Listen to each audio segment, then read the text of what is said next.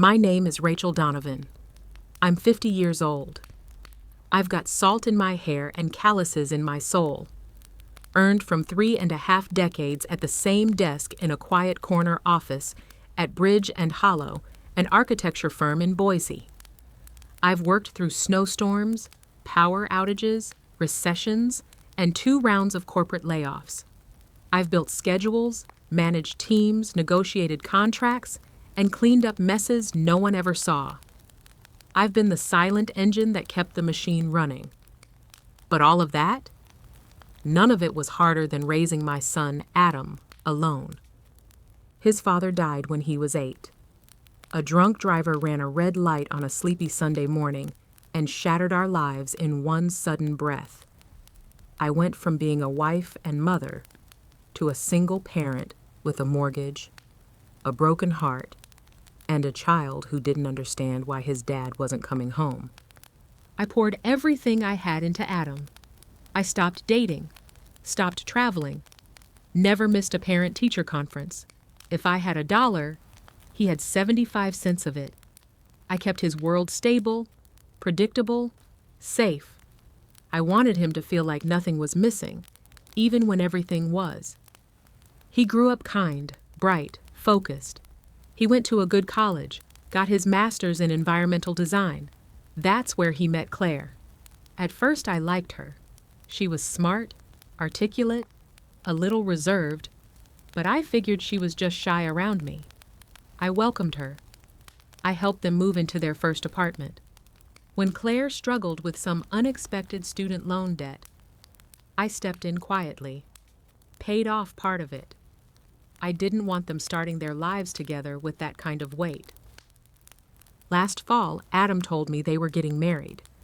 I smiled so wide my face hurt. We toasted with cheap champagne in my kitchen.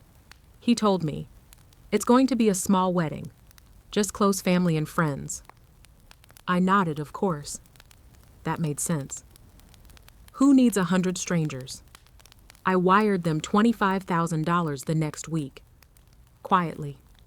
No big speech, just a gift. A gesture. A mother's way of saying, "Go build something beautiful." And then, silence. 3 weeks ago, I realized I hadn't received a save the date, a phone call, a mention. Nothing. I tried to brush it off. Maybe they were behind on mailing. Maybe they were still finalizing the guest list. But something gnawed at me. That instinct you only get when you've raised someone, when you've memorized their moods and micro-expressions like the back of your own hand. So I asked, gently, casually, "Have you two set a date yet?" Adam paused. His jaw tightened. He looked like he wanted to be anywhere else but in that room with me. Then he said it, not cruelly, not loudly, just plainly. Claire and her mom felt it would be less stressful without family drama. They wanted something intimate. It's just easier if you're not there. That was it.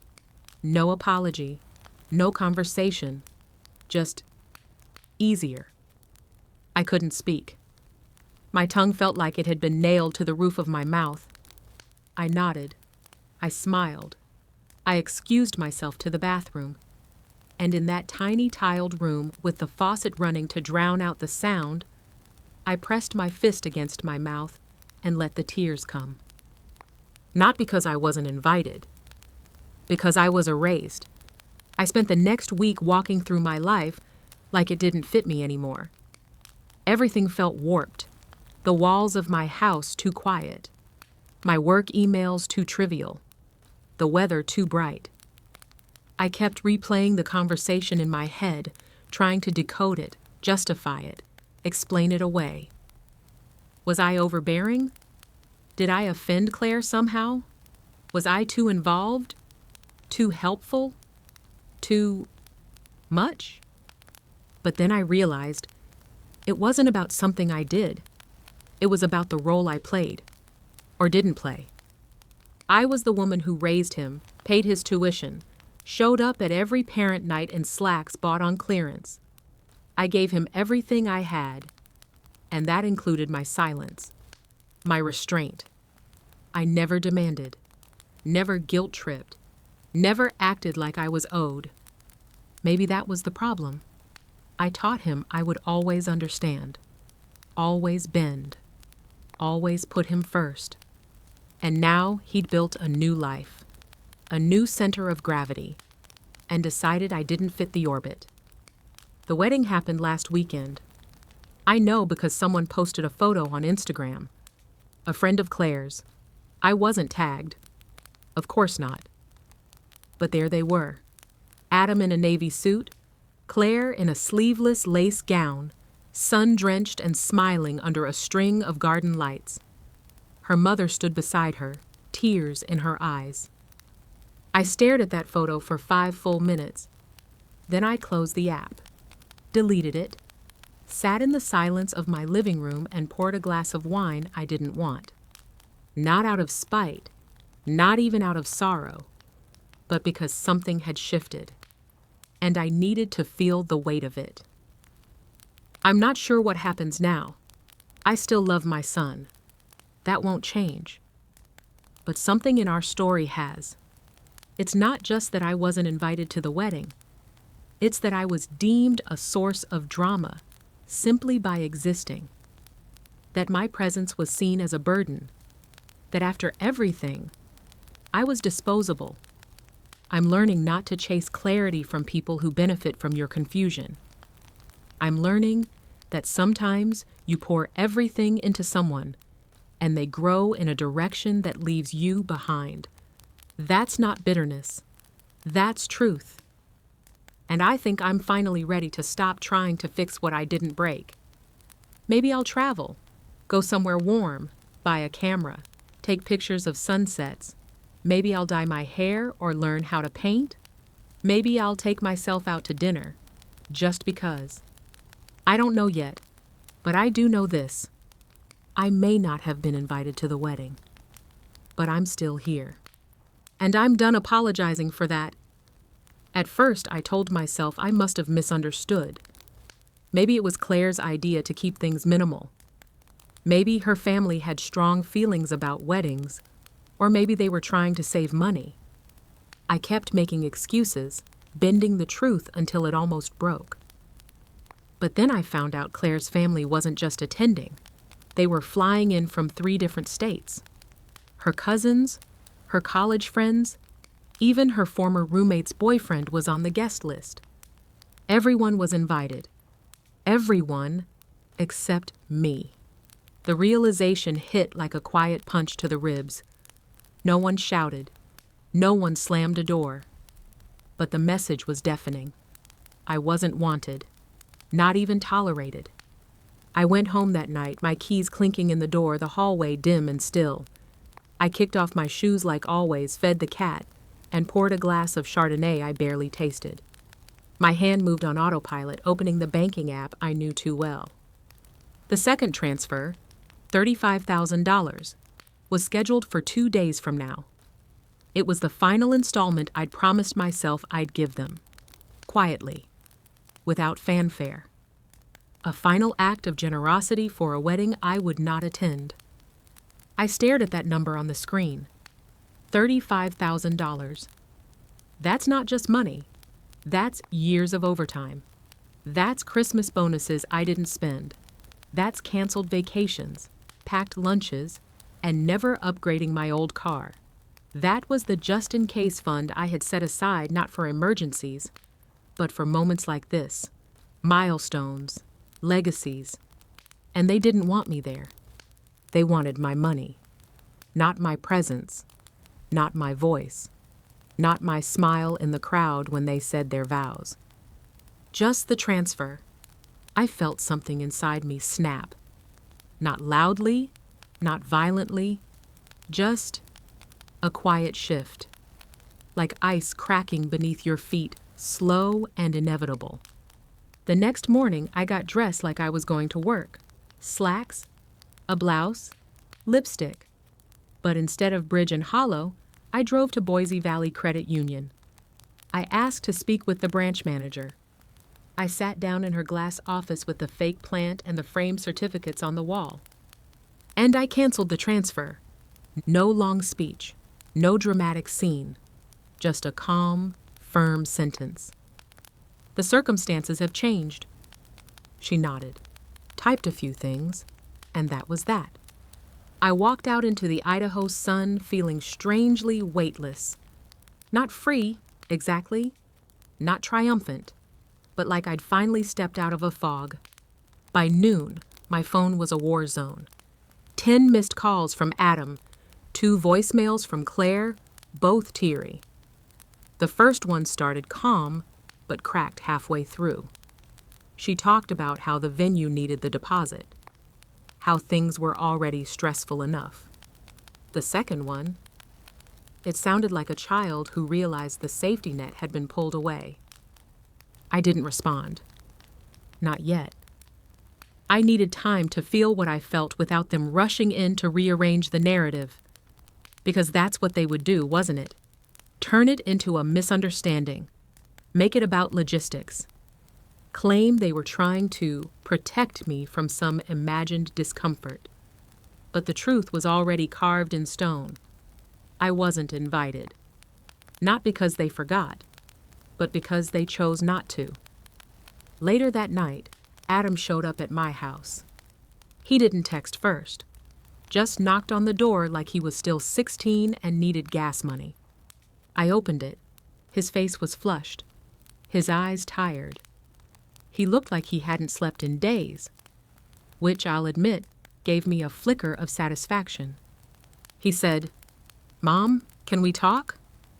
I nodded, stepped aside. We sat in the living room, that same old brown couch we bought when he was 9, the one with the loose spring in the middle. He started talking fast. Too fast. "Claire didn't mean to hurt you. It wasn't personal. Her mom has anxiety around big family events, and we were trying to avoid stress. That's all. We didn't know how to bring it up. And then, things just snowballed." I listened. I didn't interrupt. I just let him hang himself with his own excuses. Finally, I said, "Did you ever want me there, Adam?" Silence. Then quietly, he said, "I didn't want to cause problems." Claire felt strongly, and I didn't want to fight. That was it. I nodded. Not because I agreed, but because I understood. He didn't choose me. He chose peace, or at least the illusion of it.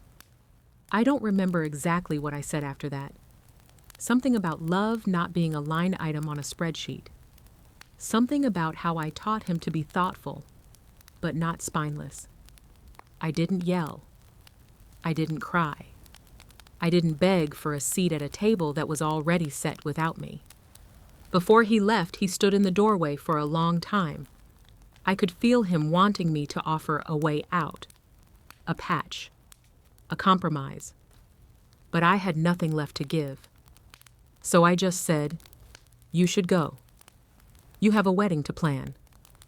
He left, slowly, quietly. Like a man walking away from something fragile he didn't know how to hold. The next day, I woke up to an email from Claire. Long. Flowery. Performative. She apologized for the miscommunication. Said she wished things had gone differently. She used phrases like "moving forward" and "hope we can heal." But nowhere in the email was the word "sorry." Not really. And nowhere did she say, "We should have invited you. You mattered. We were wrong." So I deleted it. It's been 2 weeks. The wedding is in 5 days. The venue will still be there. The flowers will still be delivered. They'll still smile for the camera and dance under the string lights. But I won't be there. And neither will the $35,000 that would have paid for the view. Let me be clear. I didn't do it to be spiteful. I did it because boundaries are not punishments. They're declarations. Quiet ones. Steady ones. And mine was this: you don't get to take from me while erasing me. I'm not a checkbook with a heartbeat. I'm not a placeholder for guilt. I'm a woman who has bent and bled and built a life for the people I love. But I will not fund my own exclusion. Not now. Not ever again. It was just after 6 when the doorbell rang. I had been curled up on the couch, reading a worn copy of The Glass Castle, a book I've always admired for its brutal honesty. I set it down slowly. The evening light was soft, bleeding amber across the living room. My glass of wine sat untouched on the coffee table, condensation pooling at the base. When I opened the door, Adam stood there, pale and breathless. "Mom," he said, "the venue just called. They haven't received the final payment. We're going to lose the deposit." I looked at him and said nothing for a moment. I just watched him, this grown man with a panicked edge in his voice. The same voice I once soothed through fevers and nightmares. I finally spoke, calm and even. "You told me not to come to the wedding. That's fine. That was your choice, but my presence and my support, financial or otherwise, are a package deal." He blinked. He wasn't ready for that. Not from me. He started in quickly. Claire's mom wanted a clean guest list. No tension, no awkward family dynamics. It wasn't personal. It was just about keeping things simple. I nodded slowly. "Ah, simple." He kept going. "And now you're making this about you." I smiled. Not cruelly, not triumphantly. Just a small, knowing smile. "No," I said. "I'm making this about respect. You uninvited your only parent and still counted my money like it was guaranteed. You wanted the check, but not the chair. I may not be on the guest list, but apparently I'm still on payroll." He opened his mouth to argue, but nothing came out. His face flushed, then drained. For once, he didn't have a comeback. I stepped aside, just a little. "You can come in if you want." He walked in slowly, like he didn't quite know what to do with himself.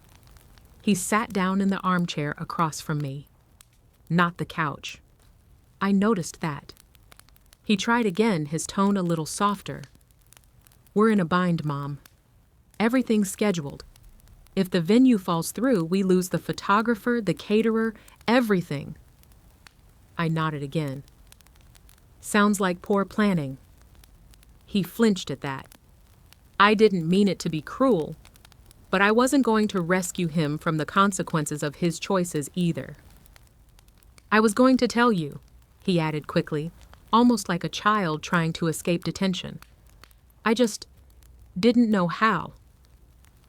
"You didn't know how to say, 'You're not invited, but we'd still like your money?'" I said. He looked away. And in that moment, I didn't feel rage. I didn't feel heartbreak. I felt clarity. I felt peace. I leaned back in my chair. "Adam, I'm not punishing you. I'm drawing a line. I've spent your whole life giving. No conditions, no guilt. But love without respect is not a partnership. It's servitude." He stayed silent. So I kept going. "I gave you everything I had, and I did it gladly. I don't regret a second of it. But this wedding, was supposed to be a celebration of family, right? You told me that once. And somehow, I became an inconvenience. A variable you cut out to make your life simpler. And you expected me to thank you for it." He swallowed hard. "It wasn't supposed to go like this." "No," I agreed. "It wasn't." There was a long silence, the kind that isn't empty, but full of everything unsaid over years of choosing peace over confrontation, years of pretending everything was fine because I was too tired to say otherwise. He finally stood up, slowly. His shoulders slumped. "I'll figure something out," he muttered. I nodded. I know you will. He paused at the door like he wanted me to stop him, but I didn't. And then he was gone. That night, I stood by the kitchen sink, washing dishes I hadn't used. The wedding was 4 days away. I imagined Claire and her mother scrambling, calling relatives, rebalancing budgets. I imagined a tense call to the photographer, a desperate plea to the venue manager. I didn't enjoy the image. Not really. But I wasn't going to rescue them from it either. Because here's what no one tells you. Sometimes love means stepping back. Not out of anger, but out of self-respect. You can love someone deeply and still say, not like this. The next morning, I got a message from my cousin Lynn. She'd seen a Facebook post from one of Claire's bridesmaids, asking if anyone knew a budget-friendly venue with flexible terms on short notice. I laughed out loud, not cruelly, just honestly. And then I did something unexpected. I booked a weekend retreat for myself. A little cabin in the Sawtooths, 2 hours outside Boise. No cell service, no email, just trees, stars, and silence. I packed a few books, a new journal, and the bottle of wine I had been saving for the wedding. The day of the ceremony, I was sitting on the porch of that cabin, wrapped in a wool blanket with a steaming mug of coffee in my hands. The mountains were still capped in snow, the sky so clear it looked unreal. A hawk circled above the ridge. I thought about Adam. I thought about how I had once braided his hair after a bad haircut, how he used to sleep with his hand tucked under my chin. I thought about how I had shown him what it meant to give without expecting, how I had modeled grace, stability, unconditional care. And maybe, just maybe, I had modeled it too well. The sun dipped low. I opened the wine. I toasted no one in particular, just the trees, the sky, myself. To drawing the line, I said aloud, even when it hurts. I smiled, and this time it wasn't small. 2 days later, I returned home to a message on my answering machine. Adam's voice, tired and quiet. Hey, Mom, I know you're probably not picking up. I wanted to say I'm sorry about how everything happened. The wedding went ahead. It was fine, I guess, but it didn't feel whole. I kept thinking about you. I know we have stuff to work through, but I hope, someday, you'll talk to me again. I sat with that message for a while, not rushing to call back, not rushing to forgive, just letting it exist. Because here's the truth. Forgiveness doesn't mean forgetting. It doesn't mean saying it didn't matter. It means choosing peace over poison. But sometimes, peace starts with space. And boundaries are a form of love too. Love that says, I know my worth. I will not be an afterthought. So here I am now. Not broken, not bitter, just clear. And that might be the most powerful thing I've ever felt. A week later, word got back to me. The wedding had been postponed, not rescheduled, not relocated, postponed, indefinitely. Apparently, the vineyard refused to hold the date without the final payment, money that never arrived. The caterer backed out next. Something about logistical uncertainty. A polite way of saying we don't work with people who can't follow through. I didn't go digging for the information. I didn't have to. Boise is smaller than people think. News flows in its own quiet way, like smoke through a vent. I heard that Claire's mother completely unraveled. There was shouting, accusations. One of her sisters flew back home early. Another stayed behind to help smooth things over, though I doubt anything could have been smoothed. The part that made me pause, the part that made me tilt my head and exhale, slow and steady, was what someone said Claire's mother allegedly told Adam. You sabotaged this wedding. Not Claire's wedding. Not your wedding. This wedding. A production. An image. A perfect day planned down to the hashtag. And it collapsed like a house of cards. The next morning, I woke up to a long text message from Adam. I didn't open it right away. I just stared at the preview on my lock screen, my thumb hovering but still. When I finally swiped to read the whole thing, it was a paragraph nearly the size of a novel. We never meant to hurt you. Everything spiraled. We thought we were doing the right thing. Claire feels awful. I know we messed up. Can we talk? There it was again. We thought. We decided. We feel bad. But never once did he say I was wrong. I sat on the edge of my bed, phone in hand, and waited for something inside me to soften. It didn't. So I didn't reply. Instead, I opened my laptop and booked a weekend spa retreat in Sedona. A private suite. Mountain views. Deep tissue massages and mineral pools. The kind of place people whisper in and walk barefoot. I had always said it was too indulgent, too expensive, too self-centered. But suddenly, self-centered felt exactly right. I used the same funds I had once earmarked for a string quartet and overpriced wedding cupcakes. The money I had quietly transferred to celebrate their union, it now celebrated something else. Me. Sedona was exactly what I didn't know I needed. The air there doesn't just smell clean, it smells like quiet.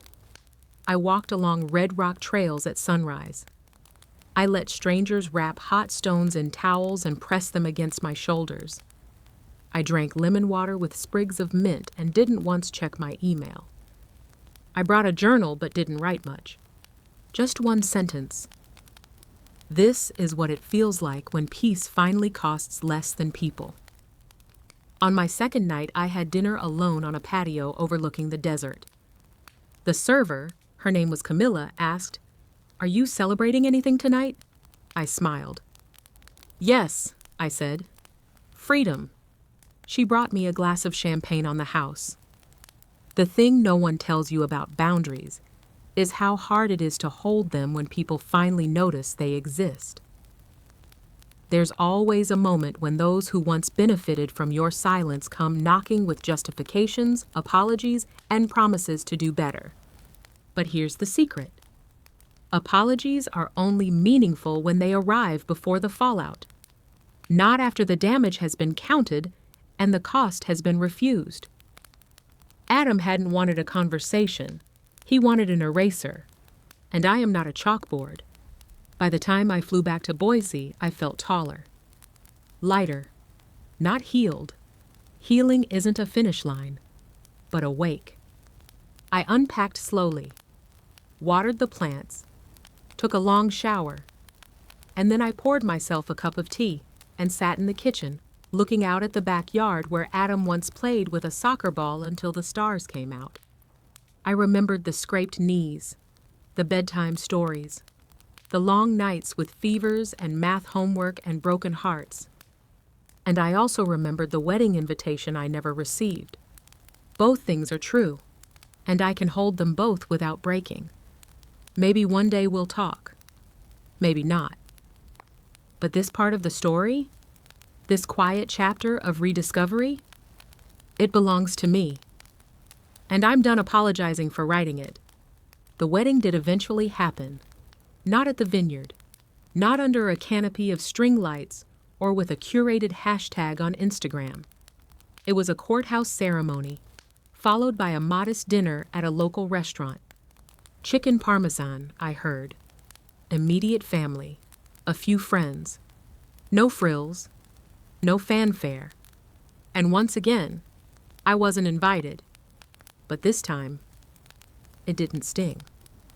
There were no tears, no silence that hummed like heartbreak, no pacing the floor, wondering what I had done wrong.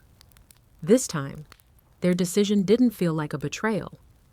It felt like confirmation, confirmation of what I had already learned the hard way, that I was never part of the vision, that they didn't forget me. They excluded me, fully aware and without remorse. The difference now? I no longer needed their approval to validate my presence. I didn't flinch when the photos made their way online. Claire in a simple dress, Adam in a blazer that didn't quite fit. Her mother smiling at the center of every frame, like she had won something. Like she had curated the perfect day by trimming the guest list down to only those who fit. But what they don't realize is this. You don't create peace by eliminating discomfort. You create emptiness. And that wedding, it might have gone ahead, but it was hollow. A celebration can't bloom on resentment and omission. A union built on silence and appeasement isn't a foundation, it's a performance. Months passed. Life, as it always does, went on. The seasons shifted. Winter melted into spring. I stopped checking my phone out of habit. I stopped waiting for an apology to arrive. That silence, the one that used to ache, began to feel like space. Clean, calm space. And I filled it. I joined a local hiking group. Just 8 women, all in various stages of reinvention, divorced, widowed, empty nested, or simply tired of shrinking themselves for other people's comfort. We meet every Saturday. We climb hills, talk about everything and nothing, laugh so loudly it echoes through the trees. One of them, Marie, introduced me to watercolors. I hadn't picked up a brush since college, but now I spend Sunday afternoons with blues and golds, painting desert skies and mountain shadows. I lose hours in those colors, hours I used to give away to people who didn't notice. And I've built a new circle, people who don't ask what I can offer them, only what I'd like to share. People who see me as a whole person, not a role to fill or a wallet to tap. One day, in early June, I received a letter. Handwritten, cream envelope, no return address, but I knew the handwriting immediately. Claire. I held it for a while. Not out of fear, but consideration. I had a choice now. I wasn't desperate for closure. I wasn't chasing explanation. I opened the drawer in my desk and placed the letter inside, unread, still sealed. Because here's the truth, an apology that arrives after your absence is noticed is not an apology. It's damage control. And I no longer accept emotional scraps handed out like favors. I've learned a lot. I've learned that people will take and take, not because they're cruel, but because they're used to you giving. They don't always realize where the line is until you draw it. And when you do, when you finally say, "That's enough," you'll be amazed how many people suddenly accuse you of being selfish. But boundaries aren't barriers, they're definitions. They say, "This is who I am. This is what I allow. This is how I require to be treated." There's a phrase I heard once and it stuck with me. If your presence is optional, so is your generosity. It's not petty, it's not cold, it's balanced. Because giving without respect becomes sacrifice. And sacrifice, over time, turns to resentment. I don't want to resent anyone. I want to live light, free, honest. So I give now, but only to those who see me, who invite me to be part of the table, not just fund the silverware. Every so often, someone asks me if Adam and I have spoken again. The answer is yes, a little. We've had coffee once or twice. It's polite, cautious, like 2 people walking across a bridge they're not sure is finished. He doesn't bring up the wedding. I don't bring up the money. We talk about work, the weather, his dog, and maybe for now, that's enough. because forgiveness doesn't always come with reunion. Sometimes it comes with release. And I've released the idea that he will ever fully understand the depth of what he did. That's okay. He doesn't have to. I understand. I was there. There's power in walking away, not in anger, but in clarity. Power in choosing to stop proving yourself to people who only see your value in what you give. Power in saying, no, not like this. And power in knowing that the silence you offer in return is not passive. It's profound. It is, in fact, the most powerful RSVP you'll ever send. So now I live a little slower, a little lighter. I hike. I paint. I laugh. I don't wait to be invited. I create my own occasions. And when I give, whether it's my time, my love, or my money, I give it with joy, not obligation, because I finally understand I was never too much. They were simply too small. And now that I've made room for people who see me, value me, choose me, I will never shrink again just to make someone else comfortable.